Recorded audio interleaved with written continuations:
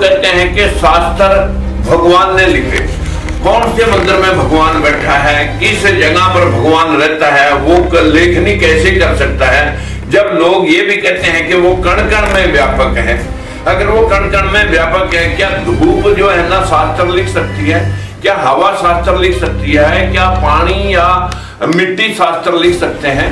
कि शास्त्र, मैंने पूछा उनसे साइंस में बिलीव करते हो या शास्त्रों में, तो उन्होंने कहा कि शास्त्रों में से तो साइंस निकली। मैंने कहा ये मोबाइल तो फिर उसी दिन पढ़ जाना चाहिए था, आज ही तुम कोई श्लोक पढ़ करके बाहर किसी को मैसेज करके दिखाओ। ये शास्त्रों में दशरथ को तो नपुंसक लिखा हुआ, तो फिर श्रृंगी ऋषि की खीर खाने से 3 रानियां गर्भवती हुई, 4 पुत्र पैदा हुए। अगर आप ये स्थिति है तो ये श्रृंगी ऋषि कौन था? भाई ये भिंडरक का बच्चा था। ये भिंडरक कहां से आया? अगर जो आप मत्स्य पुराण पढ़ेंगे तो भिंडरक मत्स्य से, मछली से पैदा हुआ। अरे भाई मछली अंडे देती है, अंडा पानी में दिया तो ये भगवान कैसे वहां पैदा हो गया? अगर वो जमीन में अंडा देने आई तो वो मछली जिंदा कैसे रही? शास्त्रों में लिख रखा है कि समुद्र भी बोला करता था, भालू बांदर भी बोला करते थे, मैल से बच्चे बनते थे, और यहाँ तक के कुशा से भी बच्चे बनाए। हल चलाते हुए धरती में से सीता माता निकाल दी।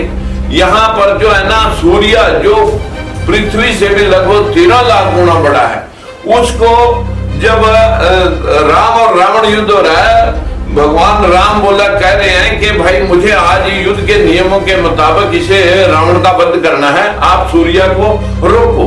और हनुमान जाता है 3 करोड़ किलोमीटर दूर, कौन सा यान लेके गया, और उसने हमारे देश के टेलीविजन दिखा रहे हैं कि उसे टमाटर की तरह निगल गया।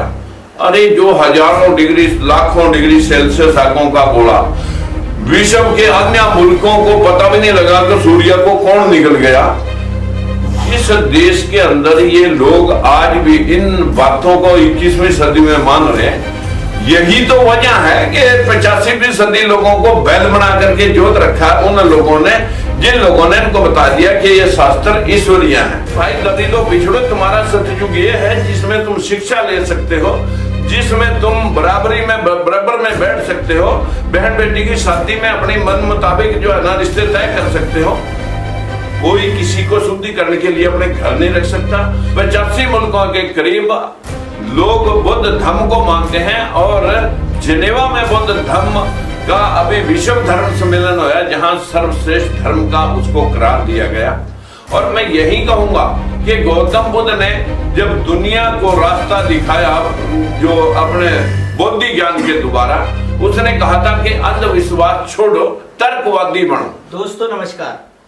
दोस्तों मैं संतोष शाक्य हूँ, एक स्वतंत्र पत्रकार और लेखक, और आज मेरे साथ हरियाणा के पूर्व सांसद कुरुक्षेत्र से श्री राजकुमार सैनी जी हैं, जो पूर्व मंत्री भी रहे हैं हरियाणा सरकार में, और एक जो मिशन था राष्ट्रपिता फुले का और माता सावित्रीबाई फुले का कि वो रूढ़िवाद पर चोट करते थे और पिछड़े और दलित वर्गों पर की लड़ाई लड़ते थे, तो उसी कड़ी में भगवान बुद्ध, राष्ट्रपिता फुले और जो माता सावित्रीबाई फुले थी उनका जो मिशन था उसे आगे बढ़ा रहे हैं, और बहुत ही तीखी आलोचना करते हैं रूढ़िवाद की। तो हम सर से बात करेंगे। तो सर आपका बहुत बहुत स्वागत है। नमस्कार। तो सर जैसा कि मैंने कहा कि आप रूढ़िवाद और जो धर्म के नाम पर पाखंड फैलाया जाता है उसकी तीखी आलोचना करते हैं, तो मेरा पहला सवाल यही है कि ये शास्त्र में बताया गया है कि जो शास्त्र हैं उनकी आलोचना नहीं करनी चाहिए, शास्त्र जो ईश्वरीय है, यह भगवान के द्वारा लिखा गया है, तो इस पर आपका क्या कहना है? सबसे पहले मैं सभी को नमस्कार करता हूं। मित्रों, आज के इस एपिसोड में मैं संतोष जी को बताना चाहूंगा कि शास्त्र लोग कहते हैं कि जो रूढ़िवादी हैं वो कहते हैं भगवान ने लिखे, who is God, who is भगवान। 5 शब्द जो दुनिया के अंदर जो 5 तत्व हैं उनसे भगवान बना है। भय से भूमि, गय से गगन, वै से वायु, ऐ से अग्नि और न से नीर।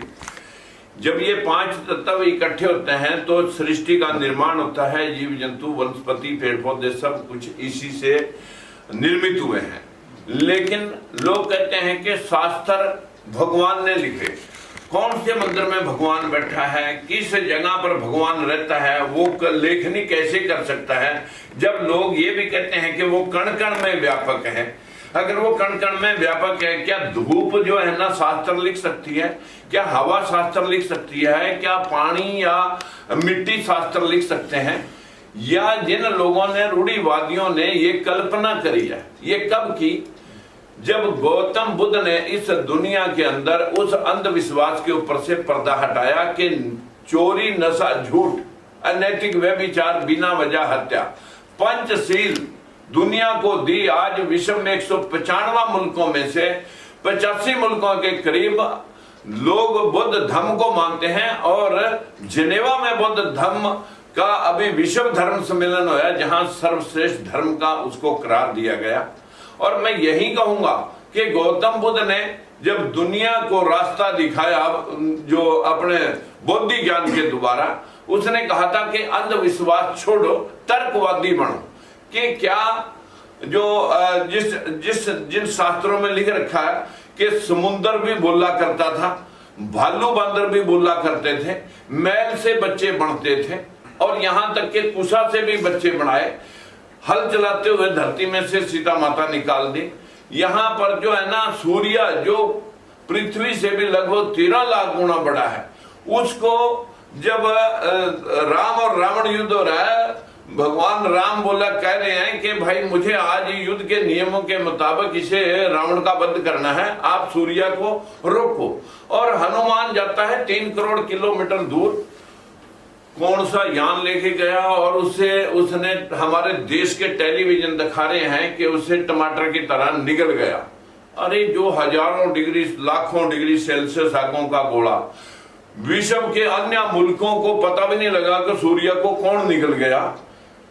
जिस देश के अंदर ये लोग आज भी इन बातों को 21वीं सदी में मान रहे हैं, यही तो वजह है कि 85वीं सदी लोगों को बैल बना करके जोत रखा है उन लोगों ने, जिन लोगों ने इनको बता दिया कि ये शास्त्र ईश्वरीय है। ये किसने लिखे? जब इस देश के अंदर बौद्ध धर्म का और जैन धर्म का प्रचार प्रसार हुआ, जैन धर्म थोड़ा रूढ़िवादी था, उससे पहले कोई लेखनी नहीं थी, शिलालेख होते थे। जब देश के अंदर अखंड भारत का निर्माण चंद्रगुप्त मौर्य ने किया, बिंदुसार ने विस्तार दिया, और अशोक सम्राट ने उसे विश्वव्यापी बना दिया। आज 24 मुल्क हैं जो बौद्ध धर्म के साम्राज्य के टुकड़े हैं। लेकिन जब कलिंगा युद्ध में बहुत ज्यादा रक्तपात हो गया, तो एक बच्चे ने राजा का दिमाग घुमा दिया कि इतनी लाशों को आप राज करोगे। तो राजा अशोक सम्राट ने तलवार फेंक करके बौद्ध धर्म के प्रचार प्रसार में 84,000 स्तूप बनवाए। उस वक्त जो प्राकृतिक पाली भाषा में वो लिखे गए, जो आम जैसे बच्चे को हम कहते हैं, बोले अब रोटी खिलानी है माँ ने, बोले आ वहां से निकला के बोले मुंह खोल। ऐसे ही प्राकृतिक के शब्दों से ये भाषा पाली प्राकृत जो जिसमें ये लेख लिखे गए। उस वक्त तो संस्कृति थी ही नहीं। जब संस्कृत थी नहीं तो फिर संस्कृत के शास्त्र कहां से आए? मेरा भाव आप सब साथियों के आंखों से पर्दा हटाना है कि अशोक सम्राट के जब पूरा का पूरा जो उसने बौद्ध धर्म के प्रचार प्रसार में अपना सारा साम्राज्य का कारोबार उसके ऊपर लगा दिया, उसके बाद 7 राजा अशोक सम्राट के बाद और हुए। और अशोक सम्राट के बाद जब 7 राजा, शालीशुक, संप्रीति, देववर्धन और आखिरी राजा बृहदत्त मौर्य, जिसके दरबार में पुष्यमित्र शुंग एक मनुवादी दरबारी लेखक था, लड़की सुंदर थी, अपनी लड़की की शादी राजा के साथ करके और उसने सेनापति का पद ले लिया और सेनाएं अपनी भर ली और धोखे से राजा का कत्ल कर दिया और मौर्य वंश का नाश करके वहां से राजधानी शिफ्ट की कि कहीं यहां विद्रोह ना फैल जाए मौर्यों में। अयोध्या बसाई 184 ईसा पूर्व। इस अयोध्या में किस किस वंश ने राज किया? पाल वंश ने किया, शुंग वंश ने सबसे पहले अयोध्या बसाई, उसके बाद कनिष्क वंश आया, गुप्त वंश आया, समुद्र वंश आया और यहां तक के जो है ना उसके बाद सप्त वंश, सातवाहन वंश आया और उसके बाद मुगल वंश आया। किस किस काल में किस किस वंश ने यहाँ राज किया? अयोध्या से पहले तो राम हो नहीं सकते। अयोध्या बसने के बाद कौन कौन वंश इसके ऊपर राज कर गए, यही एक सबसे बड़ा इतिहास जो हमारे देश के सिकंदर की लड़ाई पूरे भारतवर्ष को जीत करके जब वापस जा रहा था, उसने चंद्रगुप्त मौर्य के साथ लड़ाई ना करके वापस जाते हुए उसकी मृत्यु होगी। और उसके सेनापति सेल्यूकस ने जब चंद्रगुप्त मौर्य से लड़ाई की तो उस वक्त वो हार का मुंह देखना पड़ा और अपने राजदूत को चंद्रगुप्त मौर्य के दरबार में मेगस्थनीज को छोड़ के गया, जिसने इंडिका पुस्तक में ये सारा वर्णन लिखा हुआ है। अगर आप चाहें तो ये किताब मंगा करके इंडिका पुस्तक को पढ़ सकते हैं। उससे पहले तो ना तो पेपर था, शिलालेख स्टार्ट हुए थे और लोग शास्त्रों को बता रहे कि ये सतयुग के अंदर लिखे गए। मैंने एक दिन बहुत सारे लोग आए थे कि शास्त्र, मैंने पूछा उनसे साइंस में बिलीव करते हो या शास्त्रों में, तो उन्होंने कहा कि शास्त्रों में से तो साइंस निकली। मैंने कहा ये मोबाइल तो फिर उसी दिन बन जाना चाहिए था, आज ही तुम कोई श्लोक पढ़ करके बाहर किसी को मैसेज करके दिखाओ। मैंने कहा ये शास्त्र किसने लिखे? फिर बोले मनु महाराज ने। ये कौन था? विष्णु का अवतार। ये कब होया? सतयुग में। मैं कहा फिर इन शास्त्रों में ये भी लिख रखा कि भाई जब जब धरती पर अधर्म होगा तो भगवान जी आएंगे और प्रलय कर देंगे। तो इसका मतलब कोई अधर्म सतयुग में हो, भगवान आए, प्रलय हुई और त्रेता आ गया। त्रेता में फिर रावण और राम की लड़ाई हुई सीता हरण के वजह से, और फिर यहाँ पर प्रलय हुई और सब कुछ खत्म होया। फिर दोबारा द्वापर आ गया। द्वापर में फिर राम ने उसको दुर्योधन को और जरासंध और इसको हिरण्यकश्यप को सजा देने के लिए कृष्ण जी आ गए। फिर लड़ाई हुई और फिर सब कुछ महाभारत के बाद फिर खत्म हुआ। यानी अब आ गया कलयुग। हम कलयुग के बारे में पूछते हैं कि भाई कैसा है कलयुग? अजी घोर कलयुग। मैंने कहा सतयुग में क्या था? तुम सुंदर चारपाई पे बैठ नहीं सकते थे, शिक्षा ले नहीं सकते थे, तुम्हारे पर बैन था, मुंह के आगे हांडी पीछे झाड़ बंधे होते थे, बहन बेटी की शादी करके सीधी ले जा नहीं सकते थे, उसे 3 दिन शुद्धिकरण के लिए रखा जाता था, विधवा को जला के मार दिया जाता था, सती कर दिया जाता था, शिक्षा तुम प्राप्त कर नहीं सकते थे, बराबर बैठ नहीं सकते थे। वो सतयुग था उनका, जो मनुवादी उस सतयुग की कल्पना आज थोपते हैं। अरे भाई दलितों पिछड़ो, तुम्हारा सतयुग ये है जिसमें तुम शिक्षा ले सकते हो, जिसमें तुम बराबरी में बराबर में बैठ सकते हो, बहन बेटी की शादी में अपनी मन मुताबिक जो है ना रिश्ते तय कर सकते हो। कोई किसी को शुद्धिकरण के लिए अपने घर नहीं रख सकता। बहन बेटियों की संविधान के मुताबिक शास्त्रों ने तो कभी उन्हें किसी मंदिर की महंत नहीं बनने दिया। शास्त्रों ने तो कभी नारी का शोषण, उसे शिक्षा नहीं लेने दी। और हमारे देश के संविधान ने उसको पा करके नारी की पिता पति की जायदाद में संपत्ति ले सकती है, राष्ट्रपति बन सकती है, जज बन सकती है, एसपी डीसी बन सकती है, किसी भी एमपी एमएलए के रूप में चुनाव लड़ सकती है। लेकिन आज भी मंदिरों के आगे मत्था फोड़ रही है। सबसे ज्यादा अगर विकृति दिमाग के ऊपर मनुवादी व्यवस्था की है वो नारी जाति पे है। इसलिए ये शास्त्र इनको मानसिक गुलाम बनाने के लिए ये पुष्यमित्र शुंग ने वहां से राजधानी शिफ्ट करके ये शास्त्र अपने दरबार में बैठा करके लिखवाए। चाहे वो रामचरितमानस है, चाहे वो रामायण है, चाहे कोई अन्य शास्त्र है, गरुड़ पुराण है। क्योंकि पुष्यमित्र शुंग को भी लोग पूछते कि आखिर तुम किसके बेटे हो? क्योंकि शास्त्रों में दशरथ को तो नपुंसक लिखा हुआ है। तो फिर श्रृंगी ऋषि की खीर खाने से 3 रानियां गर्भवती हुई, 4 पुत्र पैदा हुए। अगर आप ये स्थिति है तो ये श्रृंगी ऋषि कौन था? भाई ये भिंडरक का बच्चा था। ये भिंडरक कहां से आया? अगर जो आप मत्स्य पुराण पढ़ेंगे तो भिंडरक मत्स्य से, मछली से पैदा हुआ। अरे भाई मछली अंडे देती है, अंडा पानी में दिया तो ये भगवान कैसे वहां पैदा हो गया? अगर वो जमीन पे अंडा देने आई तो वो मछली जिंदा कैसे रही? लेकिन मछली से पैदा भिंडरक हुए जो तपस्या कर रहे थे जंगलों में। वहां एक हिरणी चल रही थी, वो हिरणी उसको सुंदर लगी, उसने उसके साथ सहवास किया और हिरणी ने एक सींग वाले बच्चे का वो गर्भवती होगी, एक सींग वाले बच्चे को पैदा किया। देखिए इन शास्त्रों में मूर्ख से मूर्ख आदमी भी जो अभी भी बैल बड़े हुए हैं, जिन लोगों ने इन 3% सिस्टम ने 3% मनोवादी व्यवस्था ने इस सारे सिस्टम को 97% लोगों को घेर करके बैल बना रखा है। और ये जो गली गली में आज मंदिर है, 4 करोड़ मंदिर देश के अंदर, अगर आप देखेंगे लक्ष्मी सरस्वती की पूजा से, अगर सरस्वती पूजा से ज्ञान, भाई ये कहां PhD करके आई, किसकी बेटी थी? लक्ष्मी पूजा से धन, तो सारा धन और ज्ञान भारत में होना चाहिए था। हमारे देश के जितने भी दलित और पिछड़े जो मंदिरों के शिकार हैं, उन लोगों को ये चाहिए था कि भी वो भीमराव अम्बेडकर की या महात्मा ज्योतिबा फुले की गुलामगिरी पढ़ लेते तो उनका कल्याण हो जाता। जिस संविधान ने इस 33 करोड़ देवी देवताओं से ऊपर इन दलितों पिछड़ों को पढ़ने का अधिकार दिया, शिक्षा का अधिकार के साथ साथ बराबर बैठने का, इलेक्शन लड़ने का अधिकार दिया, उसे ये लोग पढ़ते नहीं, शास्त्रों में पढ़ करके अपना मत्था फोड़ रहे हैं। बताइए, जब लोग कहते हैं कि हम पूछते हैं कि भाई जीरो का आविष्कार किसने किया?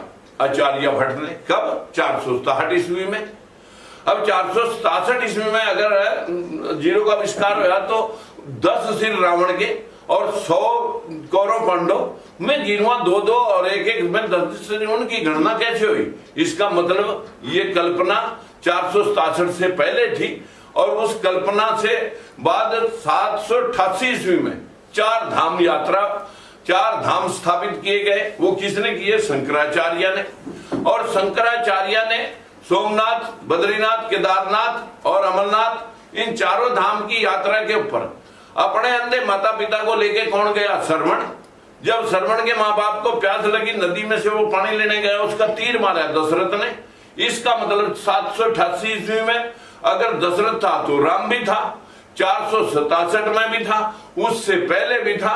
अब आ जाती है रविदास जी की बात, न तुलसीदास जी की बात। अगर तुलसीदास की रामायण को पढ़ेंगे तो तुलसीदास की मृत्यु हुई 1680 में।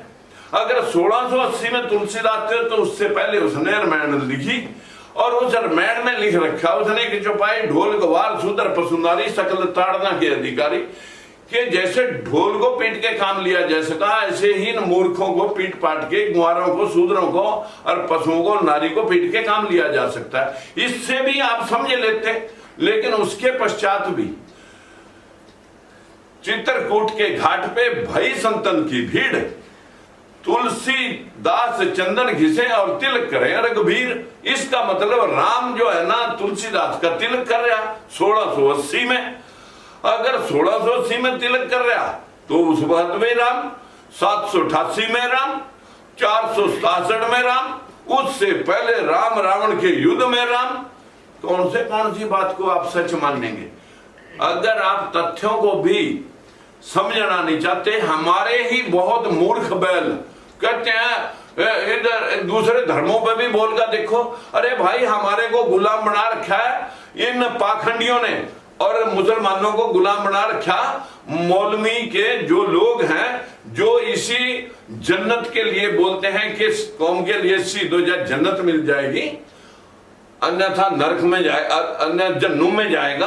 भाई ये जन्नुम और जन्नत इसी धरा पे है। सोशल मीडिया पे एक बहस चलती है, जो रामायण और महाभारत पर आप बोल रहे हैं, रामायण पर बात तो अब बात चल रही है कि वो काल्पनिक है, तो इस पर आपका क्या कहना है? क्या वो काल्पनिक है? ललई सिंह यादव की किताब पर जब यूपी सरकार ने बैन लगाया था तो इलाहाबाद हाई कोर्ट ने कहा था कि जो 10 सवाल इसने कहे थे कि क्या ये बातें आप साबित कर सकते हो।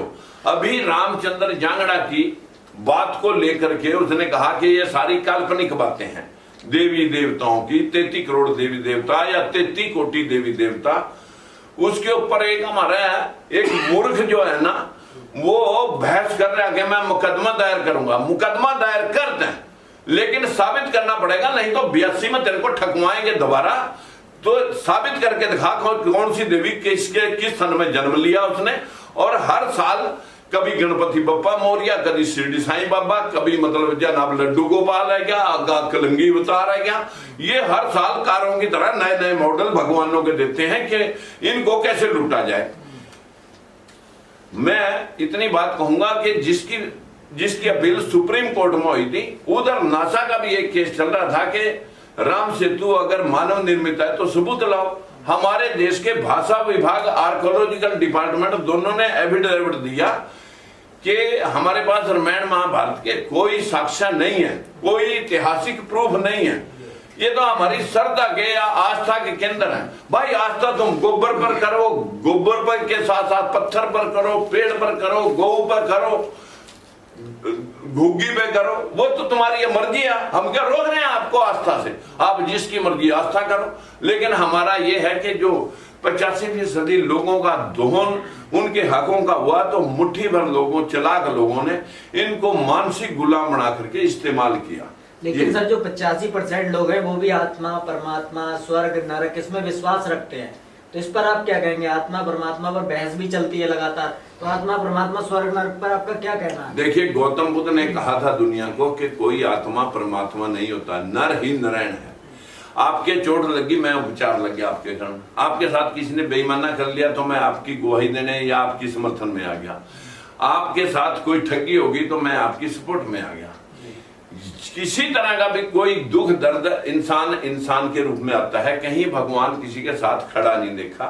इसलिए गौतम बुद्ध ने कहा था कि आत्मा कोई चीज नहीं है, परमात्मा नर ही नारायण है। जितने भी दुनिया में भगवान हुए, कबीर दास, रविदास, गुरु नानक देव, गुरु गोविंद सिंह, गुरु तेग बहादुर, या गौतम बुद्ध, या महावीर जैन मुनि महाराज, या पैगंबर साहब, या ईसा मसीह, सोक्रेटिस, सभी को लोगों ने यातनाएं दी और सभी इंसान थे जिनको हम भगवान के रूप में पूज रहे।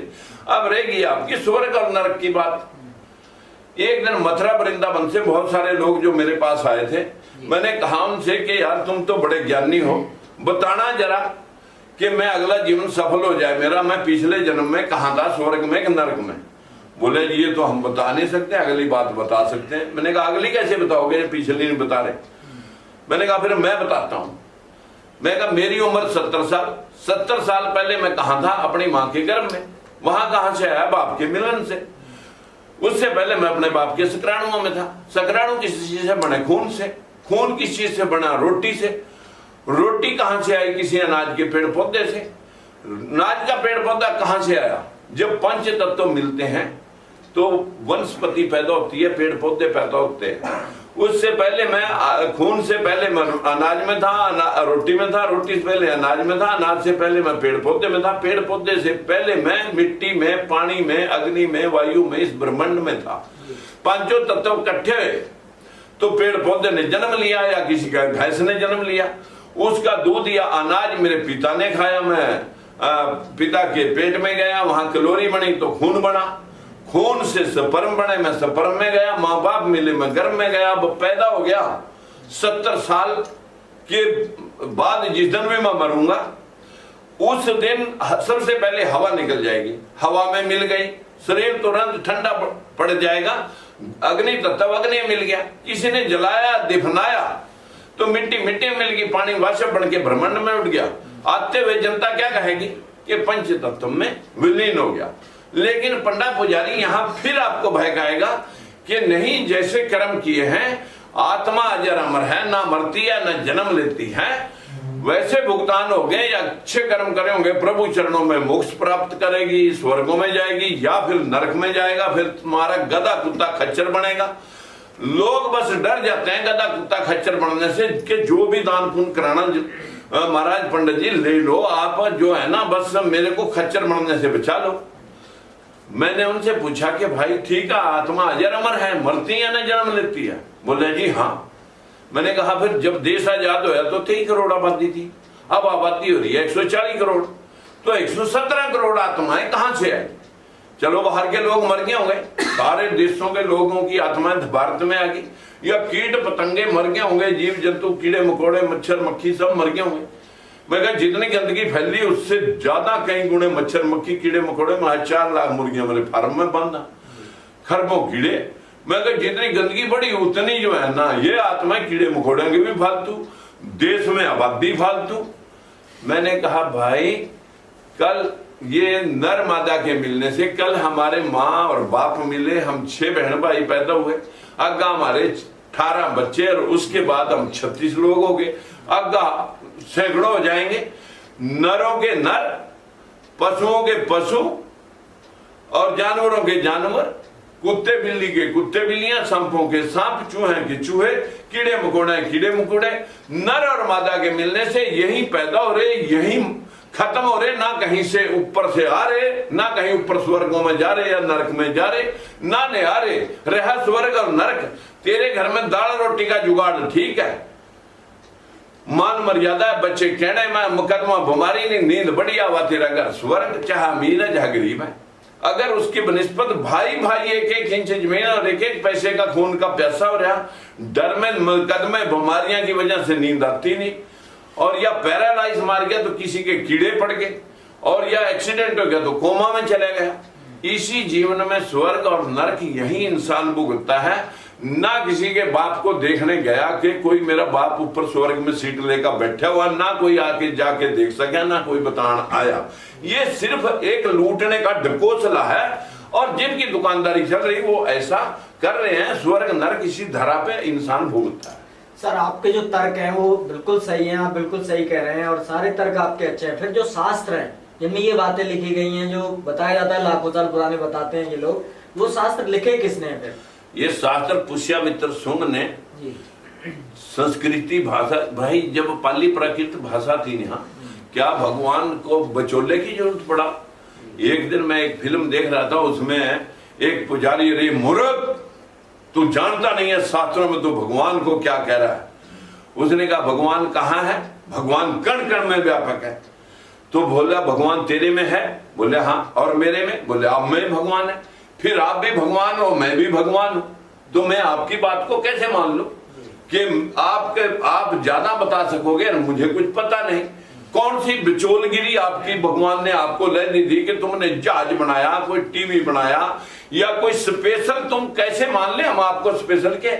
आप जो है ना, जो सिर्फ लोगों को मूर्ख बना करके ही इस्तेमाल करना चाहते हो।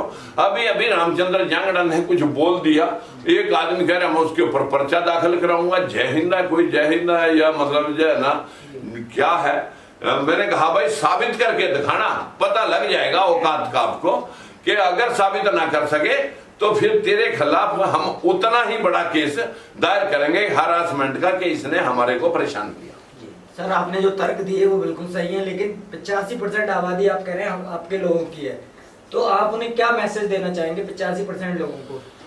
मित्रों, मैं सभी से हाथ जोड़ के विनती करता हूं, अगर 21वीं सदी में भी आप ये मान रहे हैं कि जितने लोग भगवान बनने का प्रयास कर रहे थे, चाहे वो राम रहीम था, चाहे वो आपका जो है ना बापू आसाराम था, रोज गुरु प्रसादी बंटा करते थे, जिन जिन लोगों ने भगवान बनने का प्रयास किया वो आधे से ज्यादा जेल में है। और पाखंडी इसी 21वीं सदी के अंतिम छोर तक मैं दावे से कह सकता हूं कि कोई किसी के बुलावे में नहीं आएगा। और ये जो मानसिक बैल बने हुए हैं हमारे, जो मूर्ख हैं, उन लोगों को भी अपना पछतावा इतनी देर हो चुकी होगी कि आप उनकी औलादें आज 5 वो तो 500 एमपी बनाए बैठे जो लोग हैं, वो जो है ना सारी यूनिवर्सिटियों पे कब्जा, सारी जुडिशरी पे कब्जा करे बैठे। और ये लोग आज मंदिर की पूजा उपासना में और कावड़ा ढोने में लगे हुए हैं। जब आपके हाथ पे कलेवा बांधा जाता है तो एक ही बात कही जाती है, बलि राजा यन बंदोधन। तो जो मंत्र पढ़ा जाता है कि जैसे मैंने बलि राजा, क्योंकि बाहर से यूरेशिया से जो लोग इस देश में आए, 4 वर्णीय व्यवस्था बनाई, यहाँ के मूल निवासियों को गुलाम बनाया, 3 वर्ण अपने पास रख लिए, ब्राह्मण क्षत्रिय वैश्य, और यहाँ के सारे लोगों को शूद्र वर्ण में डाल दिया। ये हमारी सेवा करेंगे, ये शिक्षा, ब्राह्मण पूजा पाठ करेगा, शिक्षा देगा, क्षत्रिय राज करेगा, वैश्य व्यापार करेगा। देखिए कमाल के ये सारे लोग काम करेंगे और बैठ करके खिलाएंगे। आज विश्व व्यवस्था के यही लोग गुलाम हैं। हम कहते हैं कि भाई संविधान लिखने के पहला तो जो था सो था, लेकिन आज भी अगर आपकी आंख नहीं खुली तो अंबेडकर साहब को पढ़ लो, उसकी मूर्तियां लाने से कुछ नहीं होगा। फूले साहब को पढ़ लो, उनकी किताब गुलामगिरी किसान का कोड़ा पढ़ लो, आपको अकल आ जाएगी। ये सारा ढोंग आपको मूर्ख बना करके सिर्फ लूटने का बनाया गया है।